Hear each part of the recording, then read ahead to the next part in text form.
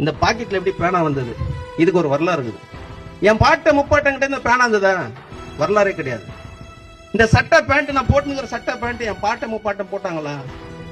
ஒரு 400 வருஷத்துக்கு முன்னாடி வேணாம், 200 வருஷம் 100 வருஷத்துக்கு கூட கண் எதிர்க்க நம்ம பார்த்திருக்கலாம். இது போட்டு இருக்கிறாங்களா? போடல. எப்படி கடிச்சது? எந்த தத்துவம் இந்த பேனா நம்ம கையில வந்தது? அந்த தத்துவத்தை போய் மக்கள்கிட்ட சொல்லணும். நீங்க எங்க வீட்டுல 10 பேர் குடும்பத்துல முதல்ல என்ன, இந்த பேனா கைக்கு வந்த பிறகு ஒரு பேங்க் எக்ஸாம் போய் எழுதுறாரு. எக்ஸாம் பேங்க்ல செலக்ஷன் ஆயிட்டார். ஒருத்தர் கவர்மெண்ட் சென்ட்ரல் கவர்மெண்ட்ல வேலைக்கு போனார். 10 பேர் சோறு போட முடிஞ்சது. 10 பேர்ல 3 பேர் படிக்க வச்சு வேலைக்கு அனுப்ப முடிஞ்சது. 10 கல்யாணம் பண்ண முடிஞ்சது. இந்த மாற்றம் யாரால வந்தது? இந்த பேனா யாரால வந்தது?